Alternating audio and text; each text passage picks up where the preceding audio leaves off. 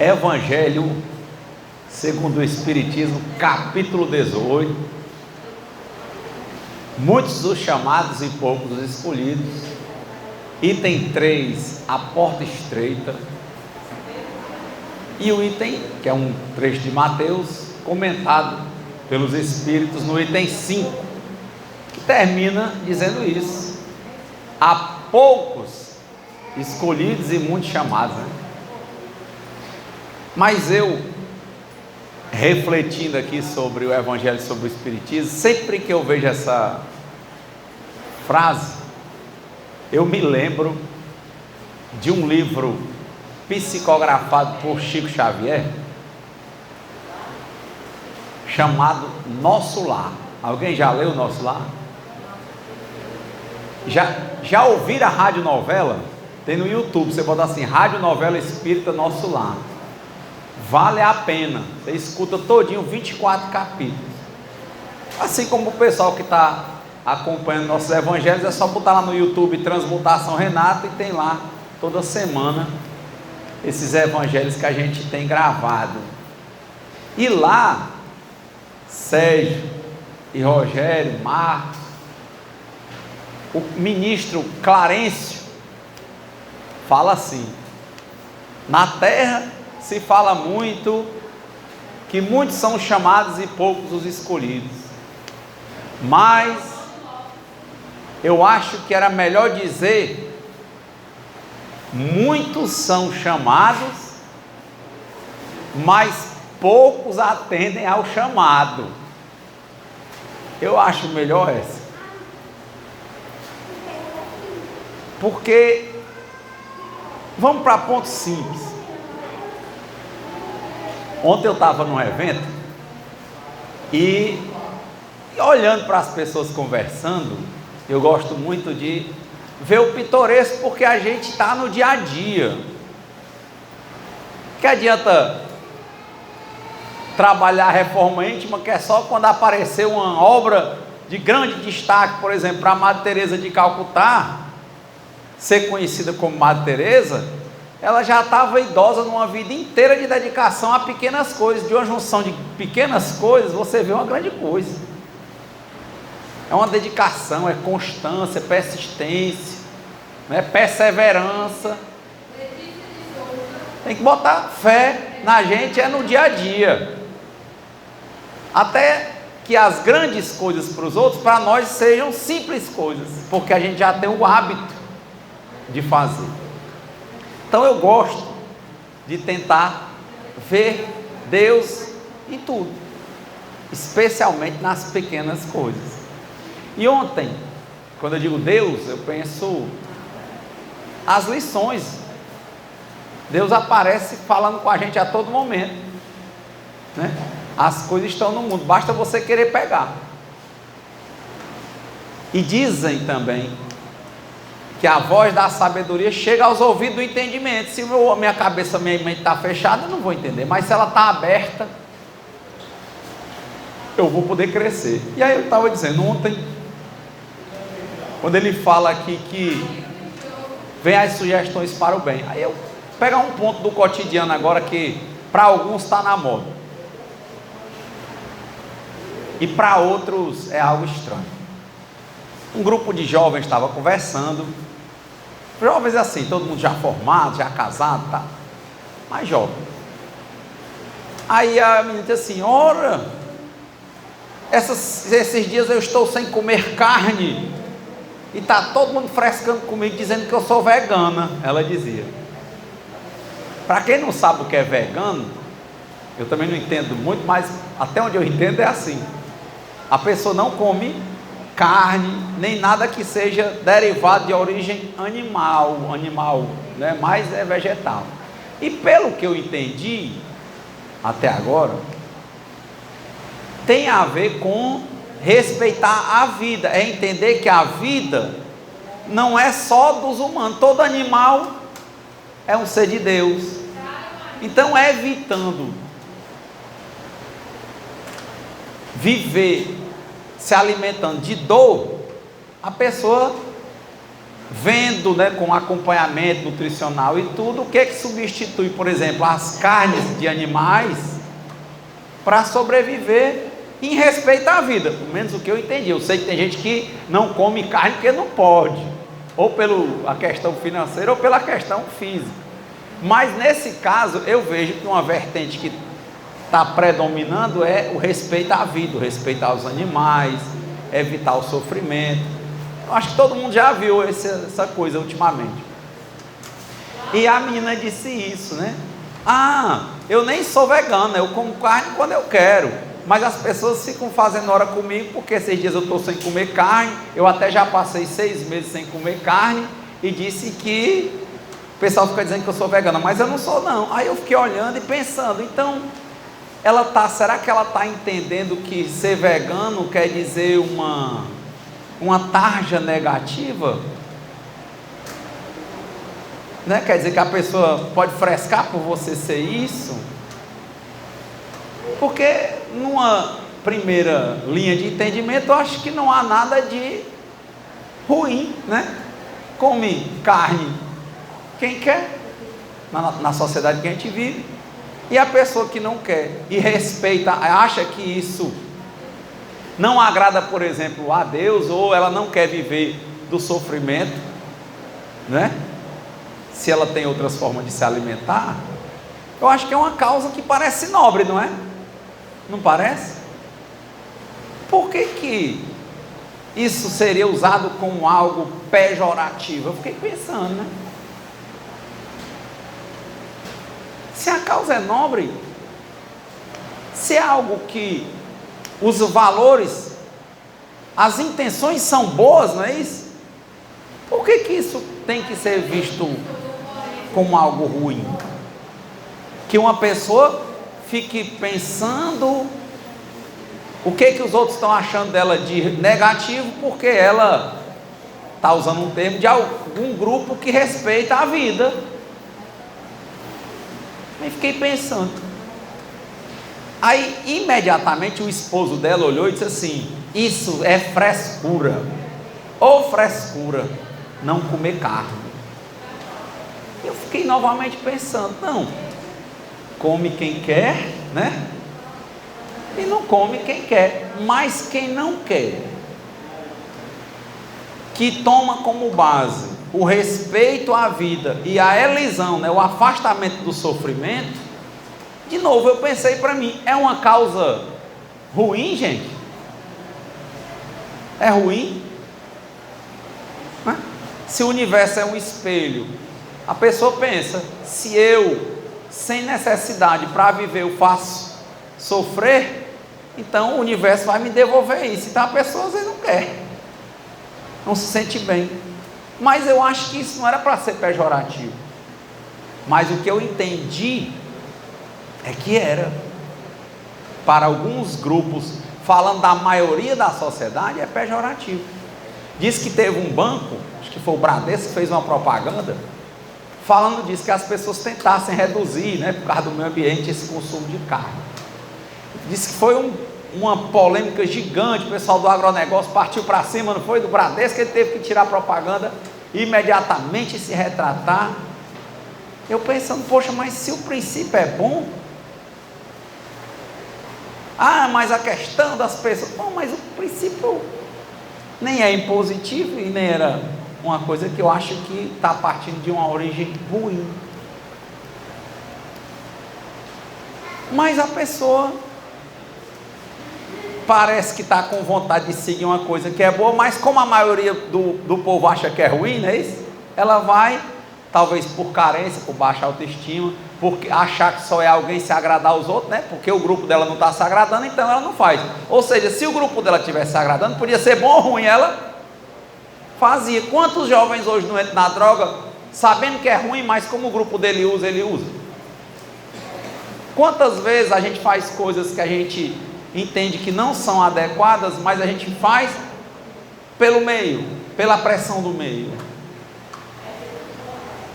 Tem essas recaídas afetivas e faz, e às vezes entra num engodo que tem dificuldade de sair, Roger. O engodo da droga, o engodo do álcool, o engodo do destempero emocional, tudo cresce dentro da gente.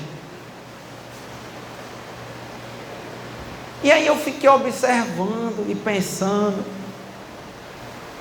realmente, você chegar, como outro dia eu vi, né? Uma pessoa, uma autoridade nacional, aí ela disse assim, para mim, se uma pessoa não bebe, eu imagino logo que não presta. É a mesma coisa, né? Se a gente sabe que bebe quem quer e não bebe quem não quer, ou quem não pode, mas a gente sabe, né, Júlia, a desgraça que o álcool traz na família de uma pessoa, não sabe não, Júlia? Precisa saber ler para saber disso? Mas o outro olha para o cara que não bebe e diz assim, ele diz assim, eu não falo nada, eu respeito, mas internamente ele diz, se não bebe é porque não presta, ou seja, valores distorcidos, porque a maioria bebe. Eu vi outro caso de uma jovem de 52 anos, que ela dedica muito tempo dela à caridade, ela já se aposentou, era servidora pública, e as práticas espirituais. A maioria das pessoas se incomoda e vem falar às vezes comigo, perguntando se ela não está ficando pirada, ou se ela não já está pirada. E eu fiquei olhando, eu conversei com elas várias vezes, eu disse, rapaz, eu acho que o discernimento dela é perfeito, não tem nenhum problema. Agora, ela está fazendo uma coisa diferente, porque se ela fosse uma mulher na nossa sociedade, que todo dia tivesse arrumando umas amigas, como eu vi lá em Brasília, o clube do vinho das amigas, dia de sexta-feira tivesse num bar, sábado numa festa, domingo na praia, alguém reclamava? Se ela amanhecesse, passasse o dia todinho, seja academia, malhando, correndo, alguém reclamava, pessoal? Porque é o padrão da nossa sociedade, é a maioria. Mas ela resolveu ser vegana, resolveu dedicar uma parte da vida dela à espiritualidade, medita, ora, tem os horários, rotina de oração, não abriu mão de nenhuma responsabilidade dela, mas as pessoas olham para ela com uma crítica profunda, como se ela estivesse fazendo algo que é errado. E pior, o povo já taxa a pessoa de pirada. E eu olhando, eu disse para as pessoas que vieram falar comigo, e eu disse, rapaz, o que você vê de problema? É o que eu digo, se você encaixasse ela no grupo dos veganos, dos budistas, né, dos orientais, que é um grupo hoje que não é pequeno, ele não é a maioria, mas é um grupo grande, mas ela não tem condições de se inserir, porque o contexto da família, onde ela mora, o pessoal não aceita, mas se ela fosse por meio dessas pessoas, ela ia ser lá uma maioria, né, ia estar normal. Mas como a gente é intolerante e não olha se o que a pessoa faz parte de um princípio bom ou ruim, o que importa é se a maioria faz, e quem não faz é assim, quem faz o que eu faço é meu amigo, quem faz diferente não presta. E quanta gente não está hoje nos bares aí da vida lotado, gastando o que não tem. Tem não isso? Gastando o que não tem. Vocês acham que é certo? Viva o luxo e morro o bucho?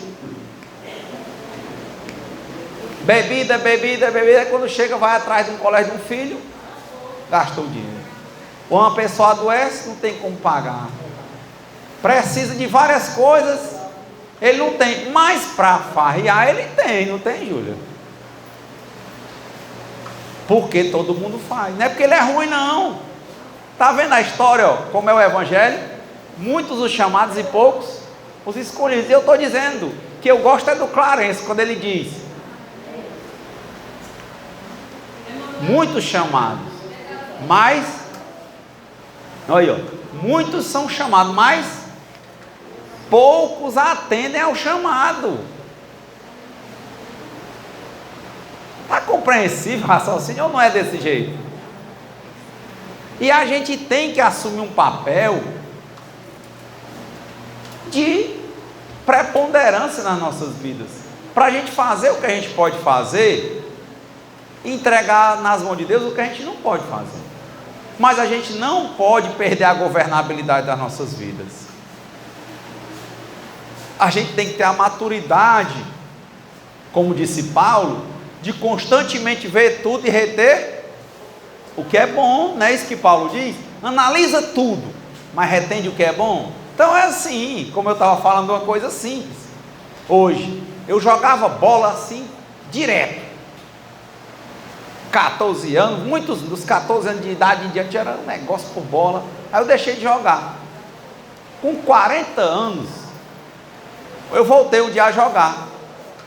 Aí eu fui jogar. Naquele tempo que eu jogava bola com 14 anos, jogava no calçamento. Não tinha negócio de aquecimento. Você já viu menino se aquecer para jogar bola? Ora, aí eu com 40 anos lá, até corri uma hora. Quando eu dei uma viradinha assim, ó, dei logo uma contusão aqui na virilha. 15 dias doente. Aí fiquei bom, voltei. Fui da outra, deu uma contusão na coxa. Não é a mesma coisa. Eu disse assim, meu filho, bola para você até ainda dá, mas não é como quando você tinha 14 anos. Aí eu fui lá, peguei o meu curso de yoga, o aquecimento antes de correr, fazia 20 minutos de aquecimento, né, que é alongamento antes de ir, aí pronto, dá certo. Mas se eu for sem, é trauma certo. Ou seja, o que é que eu estou olhando? Eu não posso querer ser o Renato de quando eu tinha 14 anos. Descobrir os meus limites não é ruim. Pelo contrário, saber que a morte existe me ajuda a tentar viver bem. Então, se eu vejo nas pequenas coisas que dava e hoje não dá, tudo bem, vamos procurar o que dá certo para mim. Quanto cara teimando? Não tem não gente teimando. Como eu falei outro dia, fui fazer, por hoje eu não como carne. Não tem, o Espiritismo não diz que a pessoa não coma não, grosso modo, não conheço nos 5 livros do Kardec não, mas é uma escolha. Aí, eu dediquei a minha alimentação, olha essa aí, a pão e pizza e queijo, ó. Quando eu fiz os exames, o triglicerídeo estava, que era para dar 150, dá quase 300. Eu disse, meu filho, por isso que gente magra às vezes tem AVC, né? Descontrole. Aí disse, o problema é esse, está sem exercício, está sem aquilo. O que é que eu fiz? Mudei a alimentação. O médico disse, vá para um cardiologista. Não, peraí, primeiro eu vou mudar.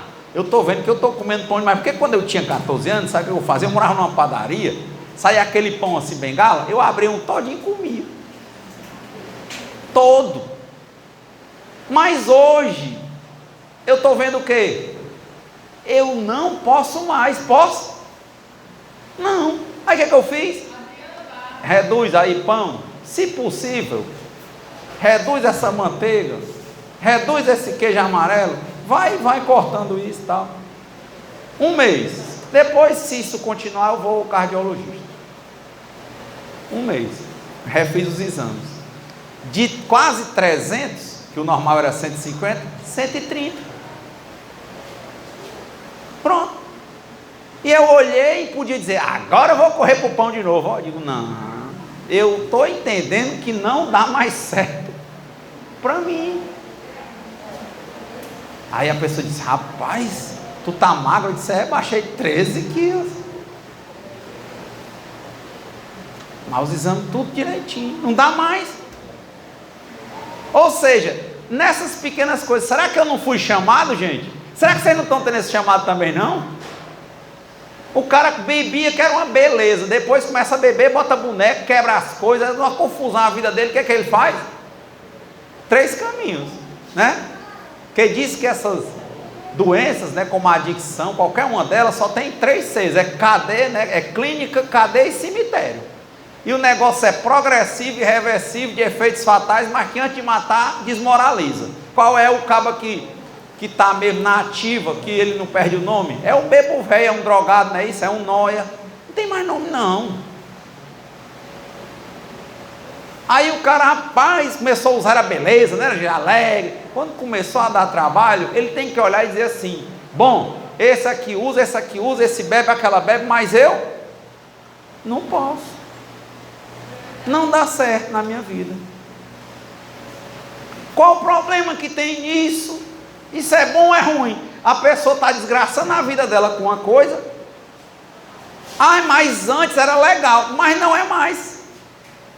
90% das vezes que bebe, bota boneco. Tem gente assim ou não tem? Então, cara, não dá certo. Quem é que matemática besta é essa? E o que é que eu tenho que fazer? Você está recebendo um chamado, descobriu que o que dava certo não está dando, mas o que é que você faz? Muda. O que é que diz lá no André Luiz? Por mais que eu não possa voltar atrás e fazer um novo começo, qualquer um pode agora escrever um novo final, e que seja o passado passado. Não adianta ser com 14 anos, não precisava de aquecimento. Hoje, se eu quiser fazer exercício, eu tenho que me aquecer, porque senão eu adoeço. Eu não posso fazer tudo o que eu fazia antes. Isso para mim é uma fraqueza? Não, é uma fortaleza, porque eu vou tendo foco para viver bem onde eu estou, com o que eu posso. Está batendo não as histórias, a mesma coisa do vegano, do alcoólatra, do drogadicto, do velho que quer ser novo no físico. Eu posso ser muito novo na mente, mas eu não posso entender que o meu físico dá para fazer as mesmas coisas. Não dá, eu tenho limite, e eu tenho aprendido que limite é muito bom. É muito bom. Porque eu deixo de fazer umas coisas, mas eu descubro, se eu tiver a mente aberta, que tem outras coisas muito até mais legais do que as que eu fazia. Porque um cara que bebe, ele se senta embaixo onde tiver uma garrafa e ele passa o dia e a noite. E quando ele deixa de beber, pergunte a ele, que a primeira coisa que quem sente não é a família, ele começa a ter tempo para quem? Para a família. Ele vira pai, ele vira marido de verdade, ele vira companheiro de verdade, ele não senta para falar besteira, perdeu o domínio de si, ele tem uma conversa orientada. Que a adicção quer dizer escravidão. Então, o fulano, você é contra quem bebe, quem usa droga? Eu não sou contra ninguém. Diz o Raul Seixas, faz o que tu queres, porque é tudo da lei. Agora saiba, existe uma lei do retorno. Não existe a gente só se prejudicar. Você faz uma coisa ruim com você, com um pedaço daquilo ali está fazendo mal aos que te amam. Ou não é assim? E depois começa aquela reverberação de energia ruim, né? Então, muitos são os chamados, mas poucos atendem ao chamado. Tem lógica? Pronto. A gente vem brinca do açúcar, né? Rapaz, adorava comer açúcar. Aí diabetes. O que a diabetes diz? Reduza drasticamente o açúcar, porque praticamente tudo que você come vira açúcar. Mas meu Deus, minha vida acabou. Muda. Tenta abrir a mente e descobrir outras alimentações, e talvez você descubra coisas muito melhores.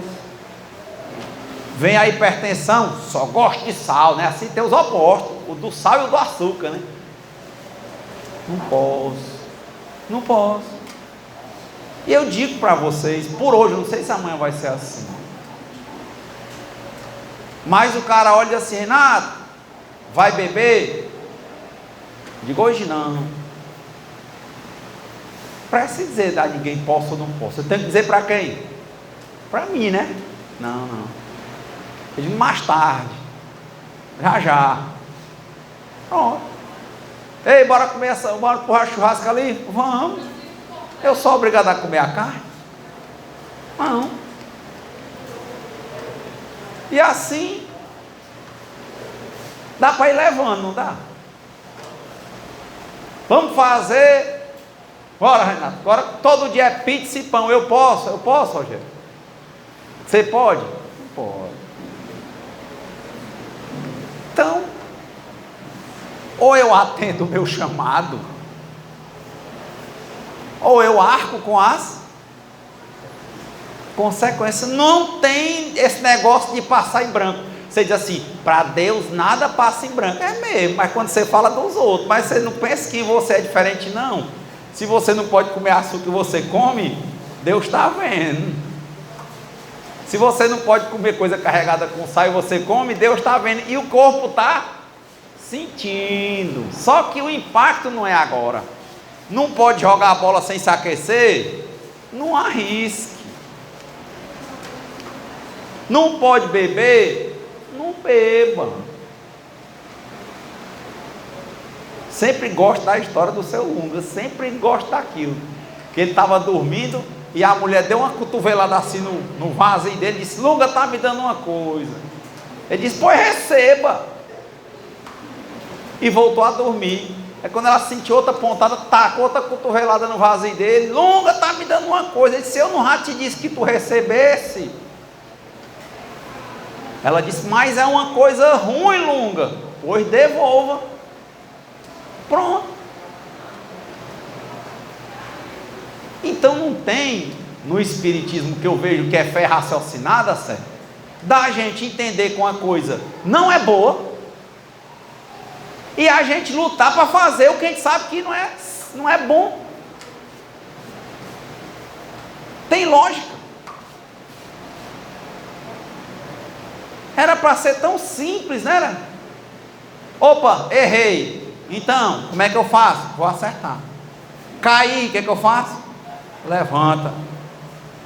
Isso aqui não dá mais para mim, o que é que eu faço? Tchau. Só isso. Faça certo que dá certo. Mas vê se a gente não tem defeito de caráter. Vê se a gente não sabe um monte de coisa que está errada e a gente insiste em fazer. Manipulação em relacionamento, autopiedade, ficar se fazendo de vítima, ficar querendo escravizar os outros para servir a gente, usando todo tipo de manipulação possível, ou é o coitadinho, ou é dinheiro, ou é alguma. Quem escraviza, já dizia o Krishnamurti, é escravo, porque você tem que manter alimentado aquilo ali. Por isso, no meu dia a dia, eu não vejo problema de casar religiões. Não vejo. O espiritismo ele é de convergência, não é isso? Eu não vejo problema de casar culturas. De novo, como Paulo, vê tudo e retende o que é bom. Comecei a estudar esses orientais e vinha pensando, disse, rapaz, eu devia meditar. Levei muitos anos pensando que devia. E há alguns anos, bem poucos, eu comecei um projeto de 1 minuto, depois de 5 minutos, de 15, de 20, estou em 30, pretendendo chegar a 1 hora. Eu tenho muito medo de furada, né? De agulha, mas eu enfrento. Então eu passei muitos anos entendendo que doar sangue era uma coisa boa ou ruim? Boa. Mas eu olhava, mas rapaz, uma agulha, eu olhava para a agulha assim, tão grossa aquela agulha, né? Eu dizia assim, oh meu Deus. Eu que era só ia tomar a vacina quando era o jeito, a injeção da vacina é bem pequenininha, né? Aí veio a injeção de doar sangue. Passei uns 4 anos dizendo para mim mesmo que doar sangue era bom. Oh meu Deus, oh meu Deus, oh meu Deus. Hoje eu já tenho alguns anos que eu dou sangue. Pronto. E quantas outras coisas que eu estou sendo chamado, Sérgio, e que eu não estou atendendo o chamado, hein? Ou seja, a vida é esse processo constante de aprendizado para um espírito. Os níveis espirituais são esses. Espíritos imperfeitos, não é isso? Por exemplo, os espíritos, bons espíritos e os espíritos puros. Nós estamos, conforme o livro dos espíritos, no nível de espírito imperfeito. O que é isso? É aquele que recebe toda a orientação porque é bom e faz diferente. Recebe toda a orientação sobre o que é certo e ele não consegue fazer. Então, Renato, é um caso perdido? É não, porque a lei do progresso, ela é real, é uma lei natural. Se a gente tentar, um dia a gente consegue. Hoje eu comecei falando lá numa fala para os moradores de rua, botando aquela música do Raul Seixas: tente outra vez, tente de novo. A água viva ainda está na fonte, ou seja, a vida para nós não cessa, o espírito é imortal. Você tem 2 pés para cruzar a ponte, nada acabou, continue. Mostre o poder que você tem, fazendo o melhor que você pode no seu tempo.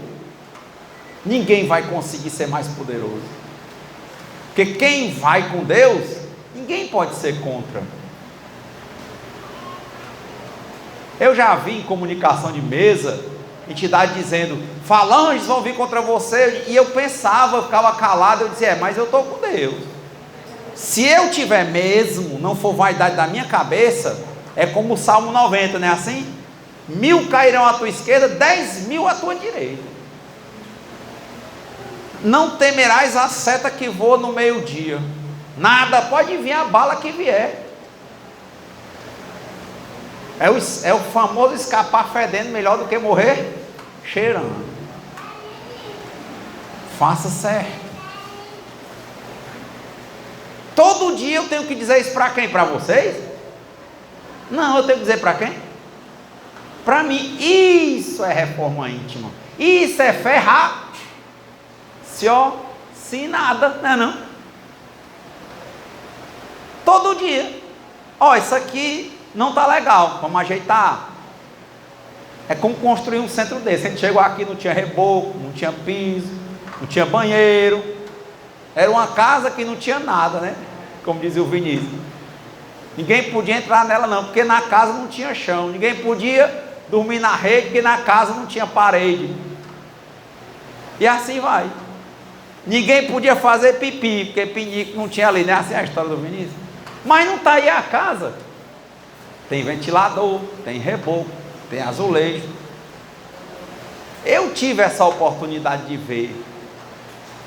E alguns aqui, porque eu venho desde o tempo que era lá, perto do Caravelho, 20 anos atrás. E por que a minha vida é diferente dessa casa? Agora eu digo, se abandonar essa casa, ela volta ao que ela era ou não volta? E piora, ela vai virar um covil de tudo que não presta aqui dentro, concorda não? Mas cuide, é o corpo da gente. Se a gente cuidar, a mente da gente, se a gente cuidar, ela vai ficando melhor ou pior? Melhor. Se a gente abandonar, piora. A cada 24 horas, a gente está recebendo vários chamados. E a gente consegue muito sucesso quando a gente atende ao maior número de chamados possível, tendo consciência de que tem gente que não atende a chamado nenhum. Tem gente que é teimoso em tudo, né? Tudo ele quer teimar, tudo ele quer questionar, ele não obedece em nada, ou as coisas são como ele quer, ou então não acontece. O que a gente vai vendo nessas pessoas é que a vida delas é que para. Quando vê, ela está uma pessoa isolada. Quem conhece gente assim? No começo parece que ganha alguma coisa, depois a vida passa. É igual assim, quando a gente abandona uma coisa que o mato toma de conta. Aquela pessoa fica ali, o mato passa por cima. Então nós temos que ser como a água. Como é a água? Já viu uma força maior do que a água? Olha, arrastou ali uma barreira, foi, leva tudo, leva caminhão. Quem viu o tsunami, leva tudo. Mas a água, com todo o poder que ela tem, com toda a vida que ela traz, você bota ela numa garrafa dessa, ela se adapta. Bota num copo, ela não quebra o copo, ela vira o copo. Você bota para todo lado, ela vai, poderosíssima. Mas ela sabe se adaptar, não é assim não a água? Quem vai com a força poderosa, com ela, se torna tão poderoso quanto ela. Quem vai contra ela, não consegue subjugar. Aí é levado. Eu estava lendo uma história, que era o Ramayana, dos livros mais antigos dos hindus. Aí tinha um pássaro que era o rei da floresta. E tinha o mar. E o mar, conversando com o pássaro, né, lá é metaforizada a coisa, é antropomorfizado. Aí o mar dizia assim: eu já vi você, dizendo para a ave que reinava na floresta, eu já vi o rio trazer toda coisa para mim. Já trouxe castelo, já trouxe gente, já trouxe árvore, mas eu nunca vi o rio trazer para mim uma relva viva. Que é uma relva? Uma graminha bem fininha. Aí o que foi que o rio respondeu? Eu tento trazer, mas toda vez que eu dou em cima da grama, o que a grama faz? Ela se curva, né? Você joga água nela, ela só faz deitar. Ele diz, para que eu traga ela tem que resistir, e a grama não resiste, ela deita. Mas você traz uma árvore do tronco maior do mundo. Ele disse, ora, porque quando eu vou, ele acha que é mais forte do que eu arrasto. Olha aí, a água quando quer arrastar, ela só não arrasta quem se curva a ela, quem surfa nela, quem acompanha ela. Mas às vezes a gente vê uma coisa que não é boa e quer resistir, quer ser um tronco contra um rio, cara. Tu já viu aguentar? Não podemos. Então, eu acho que é muito positivo, gente, que a gente medite, analise, se conheça, praticar o autoconhecimento, para a gente saber os nossos limites e as nossas potencialidades com esses limites, para que a gente possa ser realmente melhor do que a gente mesmo, sem querer ser melhor do que ninguém. E vamos ser. Mas nós temos que nos amar. Para nos amar, nós temos que nos conhecer, porque a gente não pode amar quem a gente acha que a gente é. A gente tem que amar a realidade. Nós com nossas qualidades e defeitos. Melhorar as qualidades e transformar os defeitos. Só isso. Aí nós vamos atender o chamado. Que Deus nos conceda, então, a serenidade para aceitarmos as coisas que nós não podemos modificar, coragem para modificarmos as coisas que nós podemos, e sabedoria para distinguirmos umas das outras. Que seja feita a vontade de Deus antes da nossa, que nós possamos entregar nossas vidas e nossas vontades nas mãos de um poder superior a nós, nos curvarmos na hora da força de Deus na nossa vida, para que a gente possa dizer, como dizia o Hermógenes: entrego, confio, aceito e agradeço. Façamos a nossa parte. Muita paz e boa semana. Através de humildes palavras, nós viemos agradecer por tantas graças recebidas. Obrigado, viemos dizer. Obrigado, Jesus, obrigado. Nunca vou me cansar de dizer. Agradeço, meu Deus, agradeço ao Espiritismo pertencer. E se as dores nos batem à porta, as tristezas e decepções, saberemos como recebê-las e as chamamos de nossas missões. Obrigado, Jesus, obrigado. Nunca vou me cansar de dizer: agradeço, meu Deus, agradeço